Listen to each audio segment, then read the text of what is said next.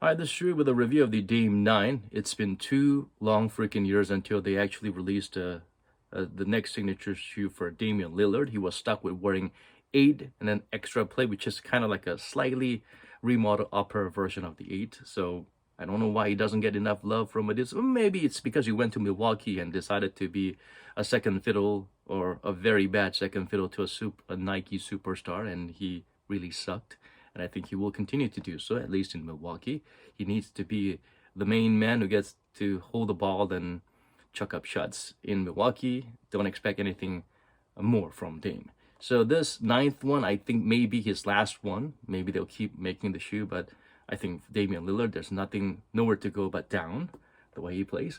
For size 9, it weighs about slightly under 400 grams, but it feels lighter than what the digits show. So compared to some of the crazy heavyweight work boots like the AU ones and the Hardens, this is definitely on the lighter side, but of course not as light as a Dawn issue, the latest Dawn issue series. But the Dawn issue has zero cushioning. It's like a Converse shoe with nothing on the outsole and the insole.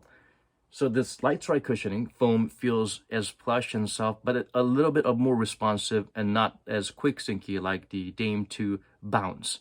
So in terms of shock absorption and comfort and responsiveness, I think this is the best cushioning among all the Dame series, comparable to 2. I personally feel this is better than 2. And they don't have the stupid plates that get in the way like what they did with the Dame 4, which was a great shoe, except they had a plate right underneath your fall forefoot, so they did feel like you're walking on plastic plate. They just added this so-called infinity plate right above the outsole, so that's good. It's not hindering any of the cushioning. It's not sacrificing this precious cushioning.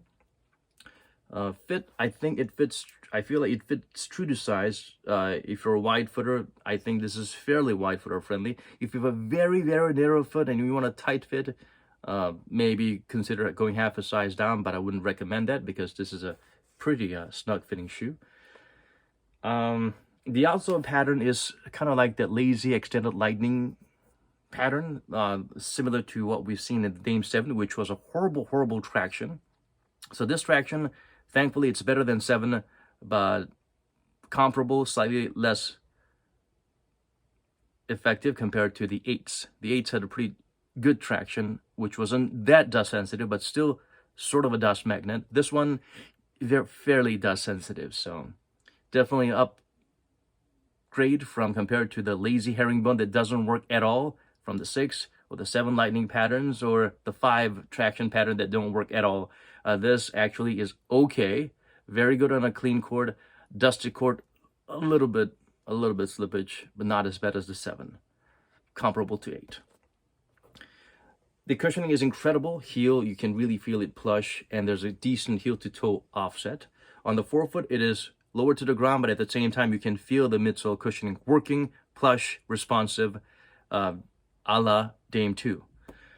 The Dame 8 had a fairly good bounce, whatever the weird name they wanted to give it. It felt really good on the heel, but on the forefoot, it was almost non-existent.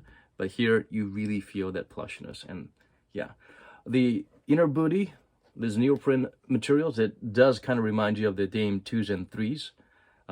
It really hugs your foot nicely. There's no pinching sensation. There's a lot of padding all around your foot. But at the same time, unfortunately, there is no prominent heel cup or heel grabbing setup. So it's kind of squishy. And depending on the shape of your foot, you might feel that the padding is kind of latching onto your heel, but it might not be providing that bite of a lockdown that you might desire from other shoes. So depending on the shape of your foot and the way you play, you might feel a little bit of heel slippage. The great thing about the Dame 9 is that a lot of Adidas shoes, they have this toe box area, had this stupid crazy wide space, but this actually is fairly flat and it's good fit, firm lockdown there. The lace loops are pretty decent too. And even though this looks like it's fairly well coated all around with this leather and this thick inner booty, it actually is more breathable than you feared. Not like a sauna like the Composites or some other shoes out there. This is actually quite breathable. The outrigger, the midfoot bulge here, it's great.